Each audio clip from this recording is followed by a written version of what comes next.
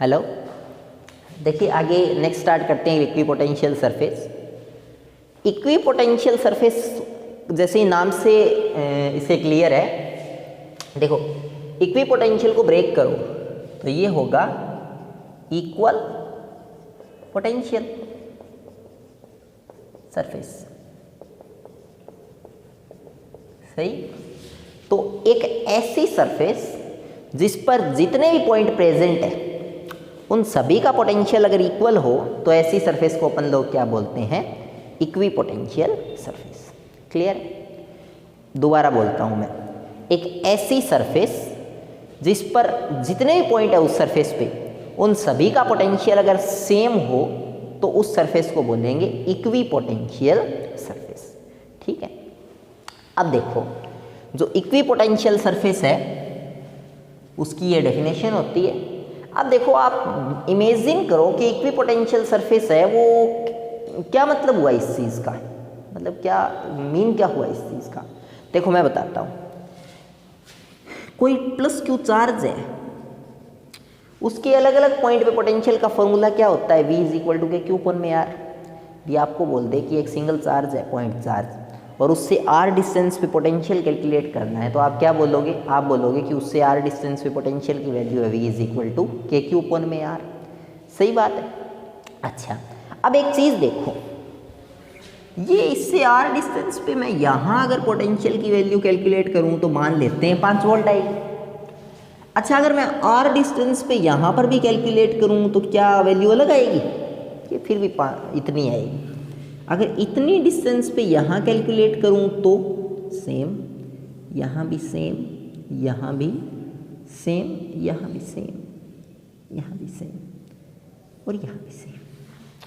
अब अगर इन सभी पॉइंट्स को मैं मिला देता हूँ ऐसे, ये पॉइंट यहाँ पे मान लो, तो एक सर्कल बनेगा।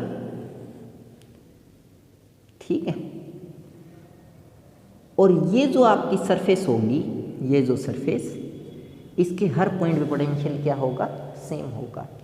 इसकी अगर ये आप यहाँ पर भी पोटेंशियल देखोगे, मान लो ये r डैश है यहाँ पर, तो यहाँ पर भी सभी पॉइंट्स है, इसका, इसका, इसका, इसका, इसका, इसका, इसका, इसका और इसका, इन सभी पॉइंट्स का पोटेंशियल क्या होगा? सेम। तो S1 और S2 दोनों है वो इक्विपोटेंशियल सरफेस के एग्जाम्पल है।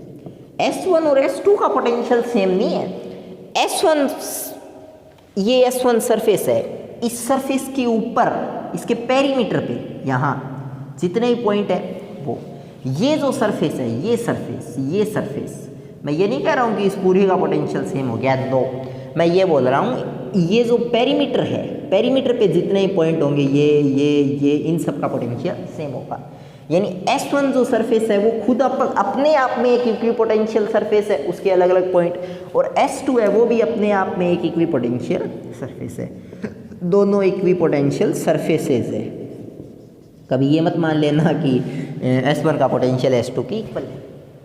वैसे एक चीज़ बताऊँ, S1 का पोटेंशियल ज़्यादा होगा, S2 का कम होगा।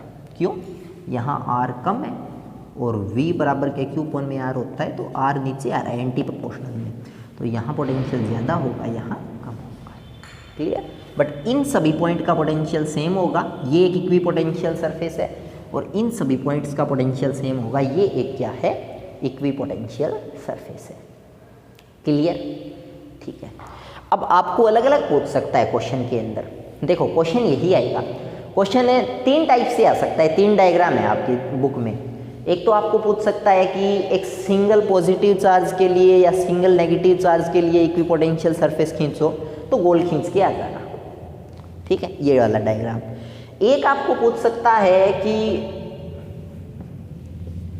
जब कोई प्लेट है, मतलब दो कोई प्लेट है, पैरेलल प्लेट, दो कोई पैरेलल प्लेट है, उसके एक को बैटरी के पॉजिटिव से जोड़ दिया और एक को बैटरी के नेगेटिव से जोड़ दिया, तो इक्विपोटेंशियल सरफेस खींचो।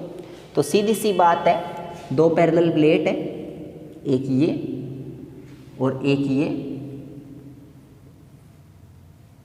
अगर इनको बैटरी से जोड़ दिया तो इनके बीच में जो इलेक्ट्रिक फील्ड होगा वो इस टाइप से होगा, ठीक है। अब यहाँ यहाँ यहाँ यहाँ यहाँ इन सभी पॉइंट्स का पोटेंशियल सेम होगा, यहाँ यहाँ यहाँ यहाँ यहाँ इन सभी पॉइंट्स का पोटेंशियल सेम होगा।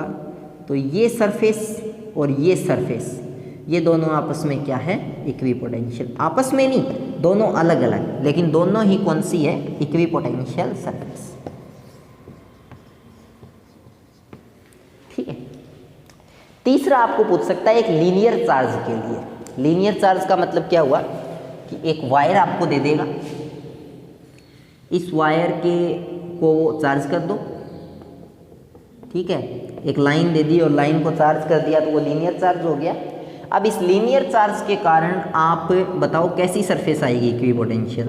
तो सीधी सी बात है, इससे अगर r डिस्टेंस पे जाओगे कहीं भी तो पोटेंशियल की वैल्यू सेम होगी ना, ठीक है। तो एक तो है ये सरफेस, इधर भी जाओगे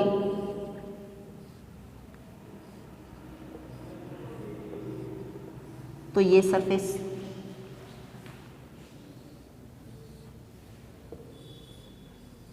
कैसी, सिलेंड्रिकल। ध्यान रखना, लीनियर चार्ज के लिए इक्विपोटेंशियल सरफेस कैसी आती है, सिलेंड्रिकल। ये तीन पूछते हैं आपसे कि इसके लिए इक्विपोटेंशियल सरफेस खींचो, इसके लिए इक्विपोटेंशियल सरफेस खींचो, इसके लिए इक्विपोटेंशियल सरफेस खींचो। आपको तीनों के लिए खींच के बता देनी है कि इक्विपोटेंशियल सरफेस कैसी होगी।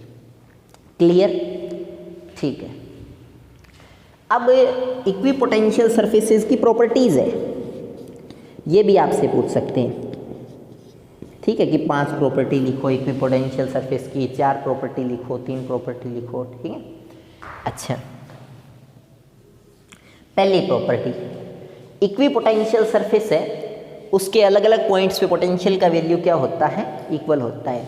ये एक इक्विपोटेंशियल सरफेस है, इसके इस पॉइंट पे, इस पॉइंट पे, इस पॉइंट पे, इस पॉइंट पे, इस पॉइंट पे, इस पॉइंट पे, इस पॉइंट पे, सब पे पोटेंशियल की वैल्यू क्या होगी, सेम होगी।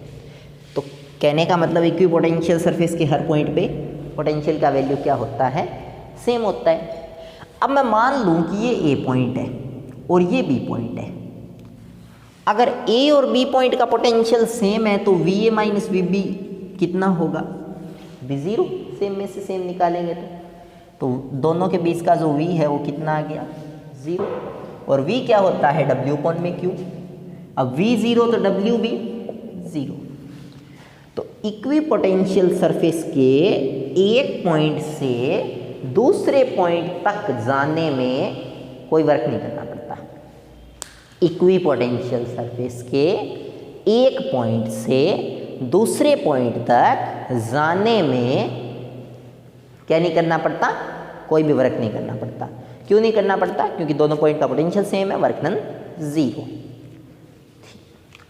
तीसरा, दो इक्विपोटेंशियल सरफेस कभी भी एक दूसरे को काट नहीं सकती। दो इक्विपोटेंशियल सरफेस है वो एक दूसरे को काट नहीं सकती। अब देखो, मान लो कि ये कोई इक्विपोटेंशियल सरफेस है, इसके हर पॉइंट पे पोटेंशियल की वैल्यू है 6 वोल्ट, यहाँ 6, यहाँ 6, यहाँ 6, यहाँ 6, यहाँ 6।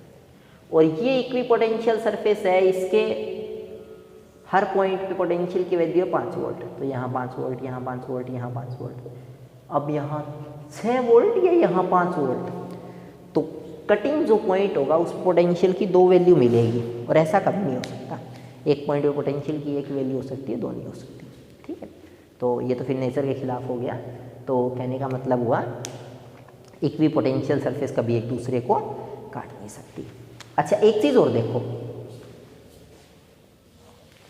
ये इक्विपोटेंशियल सरफेस है ये, और ये इलेक्ट्रिक फील्ड की लाइनें हैं। क्या ये सरफेस और लाइनें एक दूसरे के परपेंडिकुलर नहीं है? बिल्कुल है। तो इलेक्ट्रिक फील्ड ऑफ लाइंस और इक्विपोटेंशियल सरफेस दोनों एक दूसरे के क्या होती है, परपेंडिकुलर होती है। 4 तो ये पॉइंट ध्यान में रखना। एक 5th पॉइंट आप ये ध्यान में रखना कि जो आपका इक्विपोटेंशियल सरफेस होता है, मतलब कोई भी कंडक्टर है, ठीक है, कोई भी कंडक्टर है, मतलब कोई कंडक्टिंग प्लेट है, जैसे ये मेटल की पूरी प्लेट है, तो ये आपस में क्या होगी, इक्विपोटेंशियल सरफेस होगी। मेटल की जितनी भी चीज़ें होती है ना, वो इक्विपोटेंशियल होती है। क्यों?